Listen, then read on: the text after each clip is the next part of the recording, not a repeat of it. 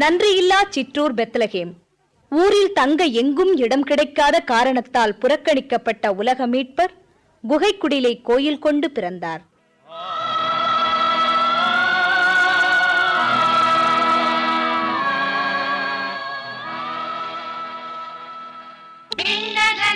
இறைவனுக்கு மகிமை உண்டாகுக, விண்ணகத்தில் இறைவனுக்கு மகிமை உண்டாகுக, மண்ணகத்தில் நல்லவர்க்குள் அமைதி என்றும் ஓங்குக, மண்ணகத்தில் நல்லவர்க்குள் அமைதி என்றும் ஓங்குக, ஓங்குக, ஓங்குக, ஓங்குக.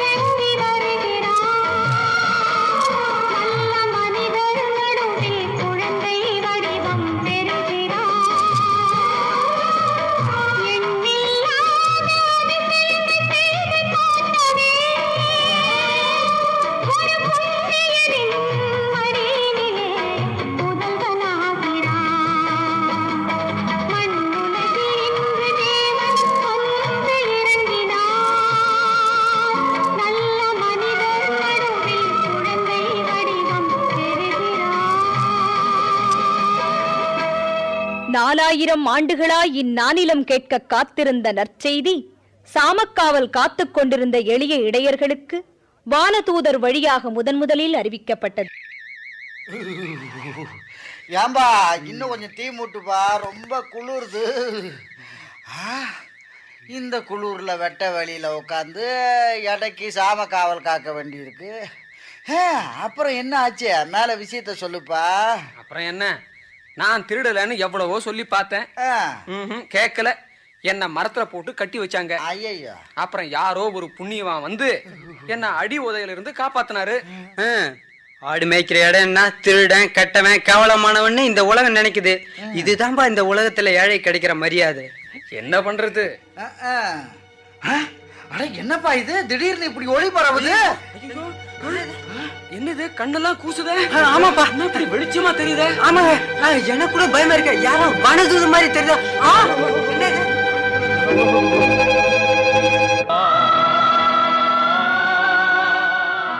அஞ்சாதீர், இதோ மக்களுக்கெல்லாம் மாபெரும் மகிழ்ச்சியூட்டும் நற்செய்தியை உங்களுக்கு அறிவிக்கிறேன். இன்று தாவீதின் ஊரிலே உங்களுக்காக மீட்பர் பிறந்துள்ளார். அவரே ஆண்டவராகிய மெசியா. குழந்தை ஒன்றை துணிகளில் பொதிந்து முன்னிட்டியில் கிடத்தி இருப்பதை காண்பீர்கள். இதுவே உங்களுக்கு அறிகுறியாகும்.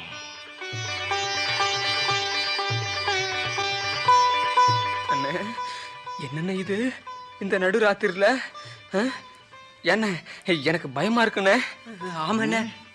ஏண்ணே, நாம ஆடுங்களை சாமக்காவல் காத்துட்டு இருந்தோம். இந்த வானதூதருங்க திடீர்னு வந்தாங்க, என்னமோ சொன்னாங்க. எனக்கு ஒண்ணுமே புரியல, பயமா இருக்குண்ணே. அடே தம்பிகளா, நம்ம ஊர்ல மீட்பர் பிறந்திருக்கிறாராம். அந்த செய்திய வானதூதருங்க சொல்லிட்டு போறாங்க. இந்த காலங்காலமா இறைவாக்குனர் வருவாருன்னு அறிவிச்சாங்களே, அந்த மீட்பரா? அதே மீட்பர் தாண்டா. அப்போ நாம காலாகாலமா எதிர்பார்த்துக்கிட்டு இருந்த மீட்பர் பிறந்துட்டாரு. ஏன்னா அந்த வானதூதர் குழந்தைய முன்னிட்டியில வச்சிருப்பாங்க. அவர் தான் நம்ம மீட்பர்னு எது சொன்னாரு. இந்த வைக்கோல் போட்டு வைக்கிற முன்னிட்டி நம்ம இடையருங்க வீட்டுல தானே இருக்குன்னு. ஆமா. அப்போ நம்ம போல உள்ள ஒரு சாதாரண ஏழை வீட்லயா மீட்பர் பிறந்திருக்கிறாரு? அப்படித்தான் இருக்கும். வாங்க போய் பாப்போம். வாங்க வாங்க வாங்க போய் பார்க்கணும் கண்டிப்பா.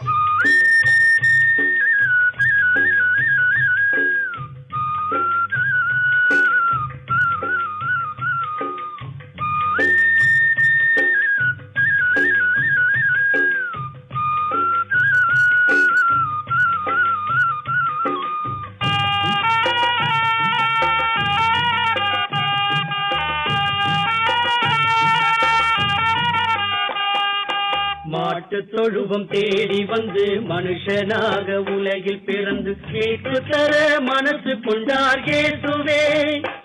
அவர் மாட்சிமையை பாடிடுவோம் வாங்களே. மாட்டு தொழுவம் தேடி வந்து மனுஷனாக உலகில் பிறந்து மீட்பு தர மனசு கொண்டார் இயேசுவே. அவர் மாட்சிமையை பாடிடுவோம் வாங்களே.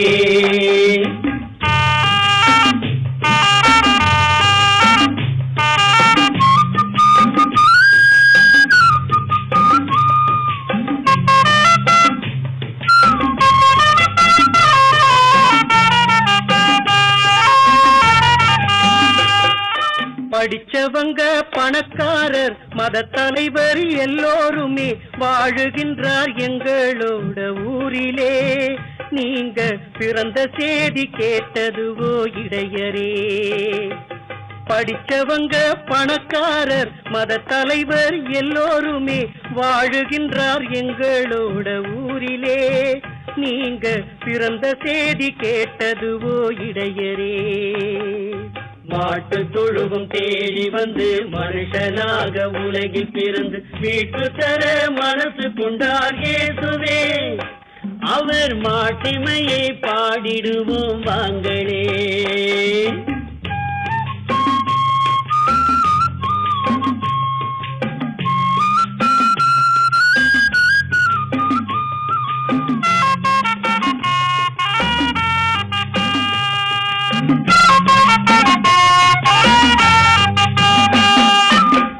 பகலுக்கு சூரியனும் இரவுக்கு சந்திரனும் கண்ணுக்கு ஒளியாகும் உலகிலே இயேசு நம்பிக்கை ஒளியானான் மனசிலே.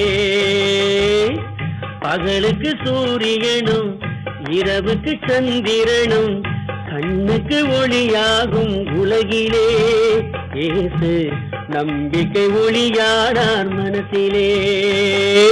மாட்டுத் தொழுவம் தேடி வந்து மனுஷனாக உலகில் பிறந்து மீட்பு தர மனசு கொண்டார் இயேசுவே. அவர் மாட்சிமையை பாடிடுவோம் வாங்களே.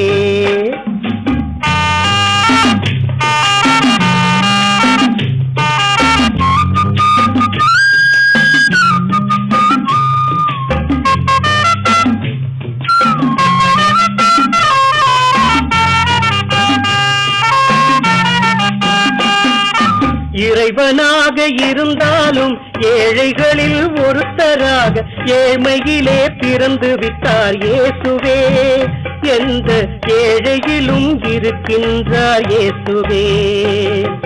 இறைவனாக இருந்தாலும் ஏழைகளில் ஒருத்தராக ஏழ்மையிலே பிறந்து விட்டார் இயேசுவே. எந்த ஏழையிலும் இருக்கின்றார் இயேசுவே. மாட்டு துழுவும் தேடி வந்து மனுஷனாக உலகில் பிறந்து மீட்பு தர மனசு கொண்டார் இயேசுவே. அவர் மாட்சிமையை பாடிடுவோம் வாங்களே.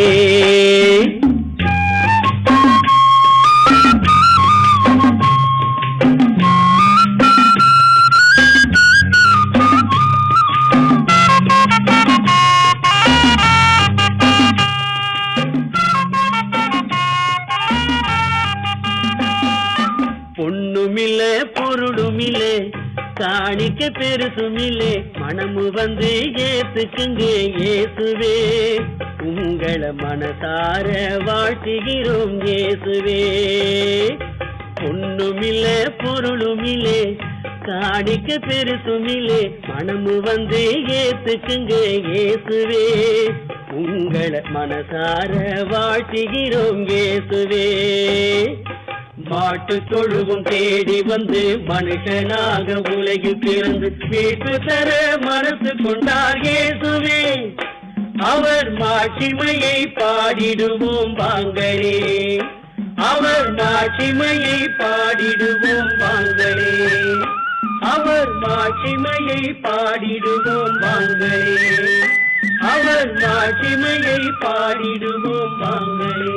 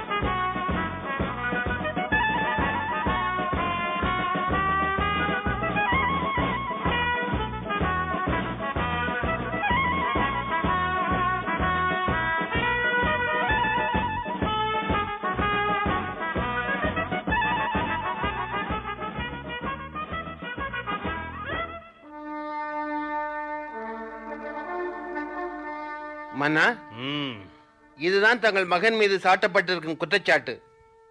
இவர் சதிகாரர்களுடன் சேர்ந்து கொண்டு தங்களுக்கு எதிராக சதி செய்ததாக சந்தேகிக்கப்பட்டு இவரை சிரச்சேதம் செய்யுங்கள். மன்னா, இவர் மீதுள்ள குற்றச்சாட்டை இன்னும் முழுமையாக வாசிக்கப்படவில்லை. தேவையில்லை. மன்னன் ஏரோதுக்கு எதிராக சதி செய்ததாக சந்தேகிக்கப்பட்டாலே சிரச்சேதம் செய்யப்பட வேண்டியது. இது ஏரோதின் புதிய ஆணை. மன்னா, தளபதியாரே, என்ன திகைக்கிறீர்? மகன் என்றும் பாராமல் கொலை செய்ய உத்தரவிடுகிறேனே என்றா? தளபதி, எனக்கு போட்டி என்பதே பிடிக்காது. என் பதவிக்கு வாரிசு என்பதே நான் உயிரோடு இருக்கும் வரை இருக்காது, இருக்கக்கூடாது. அப்படி ஒரு எண்ணம் எவர் இதயத்திலேனும் துளிர்க்குமானால் அந்த இதயத்தை இந்த ஏரோதின் வாழ் ஊடுருவும். இவன் முடிவு அனைவருக்கும் ஒரு எச்சரிக்கையாக இருக்கட்டும். இழுத்துச் செல்லுங்கள் இவனை.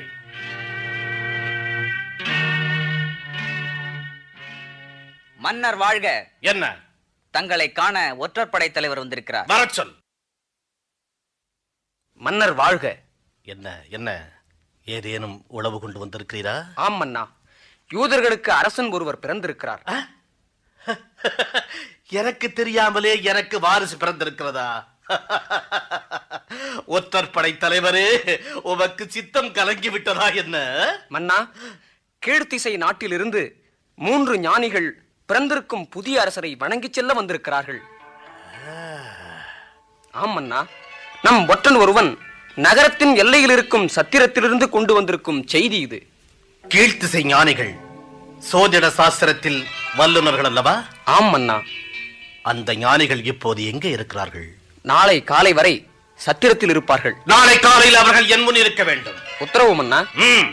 அவர்களை மிக்க மரியாதையுடன் கௌரவித்து அழைத்து வர வேண்டும். உத்தரவு.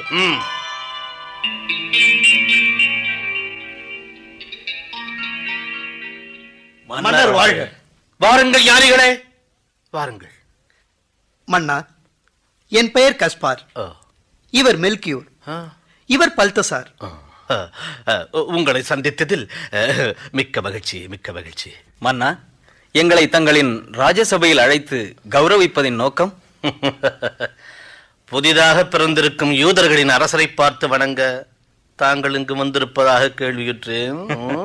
ஆம் மன்னவா. புதிதாக யூதர்களுக்கு ஒரு அரசன் பிறந்திருப்பதை நீங்கள் எப்படி கண்டுபிடித்தீர்கள்? கீழ்த்திசை வானிலே புதிதாக நட்சத்திரம் ஒன்று தோன்றியுள்ளது. அது யூதர்களுக்கு ஒரு அரசன் தோன்றியிருப்பதற்கு அடையாளம். ஓஹோ. அரசே, அந்த அதிசய நட்சத்திரம் உலகத்தையே ஆளும் மன்னன் ஒருவன் பிறந்துள்ளான் என்பதை உறுதிப்படுத்துகிறது. அந்த நட்சத்திரம் எங்களுக்கு வழிகாட்டி உங்கள் நாட்டில், அதுவும் எருசலேம் நகருக்கு அருகில் வந்து நிற்கிறதென்றால் அந்த பாருலக வேந்தன் இங்குதான் பிறந்துள்ளான் என்பது அசைக்க முடியாத உண்மை. உண்மை உண்மை உண்மை உண்மை. ஞானிகளே, நீங்கள் வெகு தூர பயணத்தால் தாங்கள் களைத்திருப்பீர்கள். எனவே என் அரண்மனையில் சற்று தங்கி ஓய்வெடுத்துக் கொள்ளுங்கள். பேச வேண்டியதை நாம் பிறகு பேசிக்கொள்ளலாம். ஆகட்டும்.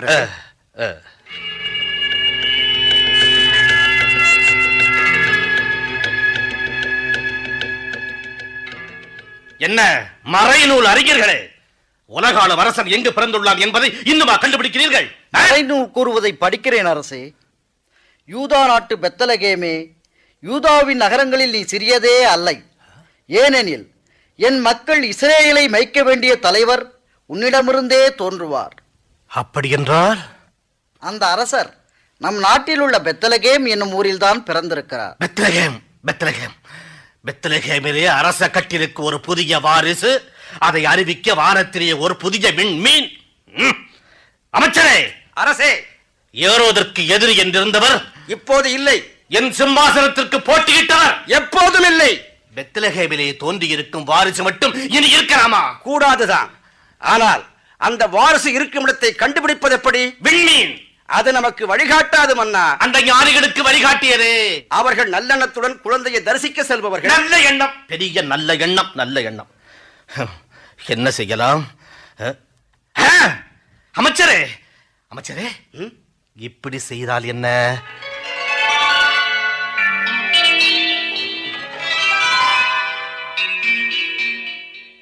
மன்னர் வாழ்க. வாருங்கள் ஞானிகளே, வாருங்கள். பெத்லகேமிலே மெசியா, அதாவது அரசர் பிறந்திருப்பதை எனது அறிஞர்கள் மூலம் உறுதி செய்து கொண்டேன். என் மகிழ்ச்சிக்கு எல்லையே இல்லை. ஆமாம், நீங்கள் எப்போது அவரை காணச் செல்கிறீர்கள்? உங்களிடம் கூறிவிட்டு புறப்படலாம் என்றுதான் இப்போது இங்கு வந்தோம். அப்படியா? மிக்க மகிழ்ச்சி. ஞானிகளே, நீங்கள் மட்டும் அவரை தரிசித்து புண்ணியம் கட்டிக்கொள்ள பார்க்கிறீர்களே, எனக்கும் அந்த பாக்கியம் கிடைக்க வேண்டாமா? தாங்கள் என்ன கூறுகிறீர்கள் மன்னவா? அவரை வணங்கிவிட்டு திரும்பி செல்லும் போது என்னை வந்து பார்த்து அவர் இருக்கும் இடத்தை என்னிடம் கூறுங்கள் என்கிறேன். கூறினால் நான் என் பங்குக்கு செய்ய வேண்டிய மரியாதையை செய்து விடுவேன். சரி, நீங்கள் சென்று வாருங்கள். அமைச்சரே! அரசே, உங்கள் சிரிப்பின் பொருள் புரியவில்லை. விண்மீன் ஞானிகளுக்கு வழிகாட்டும், ஞானிகள் நமக்கு வழிகாட்டுவார்கள். அமைச்சரே, நல்லெண்ணம் கொண்டவர் மட்டும்தான் அந்த மெசியாவை சந்திக்க முடியும் என்று நீர் கூறினீரே. அமைச்சரே, என் எண்ணமும் நிறைவேறும் என்பதை புரிந்து கொண்டீரா?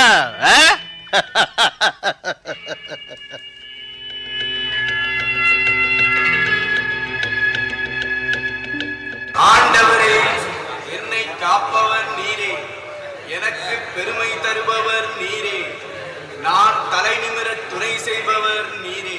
வாங்க வாங்க வாங்க. ஜோஷுவா, நமது ஆண்டவர் ஆபிரகாமிடம் நம்முடன் உடன்படிக்கை செய்ய இஸ்ராயேலில் பிறக்கும் ஒவ்வொரு ஆண் குழந்தையும் விருத்த சேதனம் செய்யட்டும் என்றார். ஆமென். நமது ஆண்டவருடனும் அவரதும் மக்களுடனும் மாமிசத்தினால் செய்யப்படும் உடன்படிக்கை. இனி நான் படுத்து உறங்குவேன், விழித்தெழுவேன், ஏனெனில் ஆண்டவரே எனக்கு ஆதரவாயிருக்கிறார். குழந்தையின் பேர் என்ன? சூழ்ந்திருக்கும் ஆயிரம் பகைவருக்கு நான் அஞ்சேன். குழந்தை பேர் இயேசு.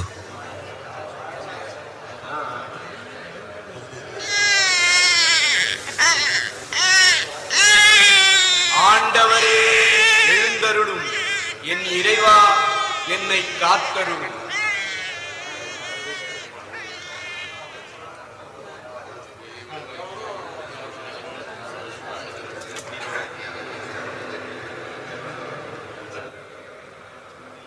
எங்கே அவர்?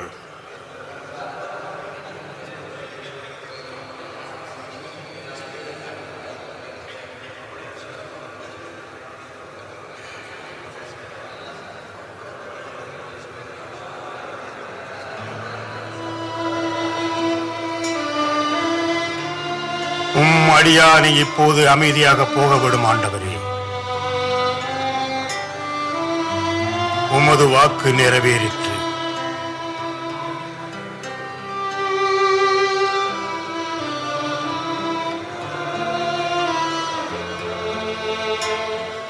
நான் சிமியோ, மீட்பை காண வேண்டும் என்று பல காலமாக காத்திருக்கும் வயோதிகன். மக்கள் அனைவரும் காண நீர் ஆயத்தம் செய்துள்ள உமது மீட்பை என் கண்கள் கண்டுகொண்டன. இதுவே புறவினத்தாருக்கு இருள் அகற்றும் ஒளி, மக்கள் இஸ்ராயேலை ஒளிவிக்கும் மாட்சிமை.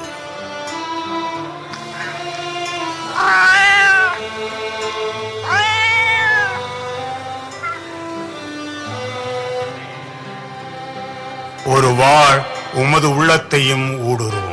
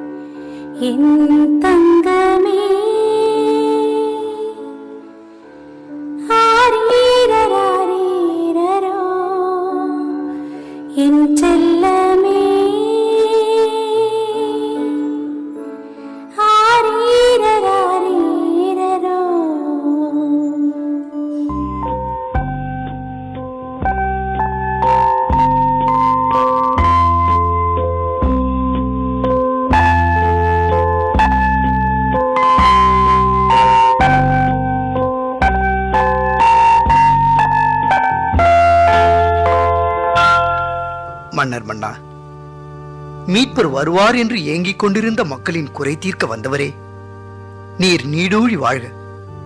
உமக்கு இதோ இந்த பொன்னை காணிக்கையாக அளிக்கிறேன், ஏற்றுக்கொள்ளும். விண்மீன் வழிகாட்ட உம்மை தரிசிக்கும் பாக்கியம் பெற்றோம். உம்மை தூய மனதுடன் சந்திக்க வருவோர்க்கு நீர் வழித்துணையாவீர். நீர் வாழ்க. இதோ என் காணிக்கை, நீரை ஏற்றுக்கொள்ளும். குழந்தையாய் பிறந்த அரசே, இதோ என் காணிக்கை, தூபம். இந்த தூபத்தைப் போல எங்களுக்கும் இப்பொழுது மனம் வீசிக் கொண்டிருக்கும் புதிய மகிழ்ச்சியும் சமாதானமும் என்றென்றும் எங்களுக்குள் நிலைத்திருக்க நீர் தாமே அருள் புரிய வேண்டும்.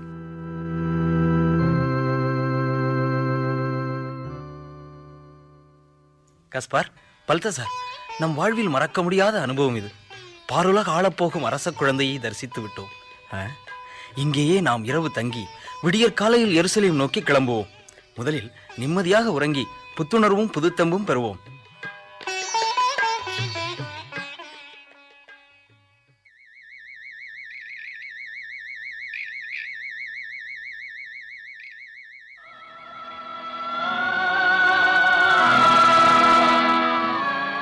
கீழ்த்திசை நாடுகளிலிருந்து யூதர்களின் அரசனை தரிசிக்க வந்த ஞானிகளே, நீங்கள் திரும்பவும் எருசலேமுக்கு செல்ல வேண்டாம்.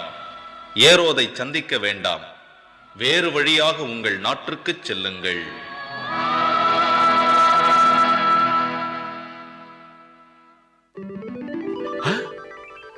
கனவில் வானதூதர் சொன்னது ஏரோதை சந்திக்க வேண்டாமா? ஏரோதரசர் நம்மை அவசியம் திரும்பி வர சொன்னாரே. அவர் பார்வுலகால பிறந்த குழந்தையை தரிசித்து தன் காணிக்கைகளை செலுத்த வேண்டும் என்று ஆவலாக கூறினாரே. பின் எதற்காக வானதூதர் இப்படி எச்சரிக்கிறார்? சரி கஸ்பார், மெல்கியோர், வாருங்கள். வானதூதர் கூறியது போல நாம் எருசலேமுக்கு செல்லாமல் வேறு வழியாக நம் நாடுகளுக்கு திரும்புவோம். பாருங்கள்.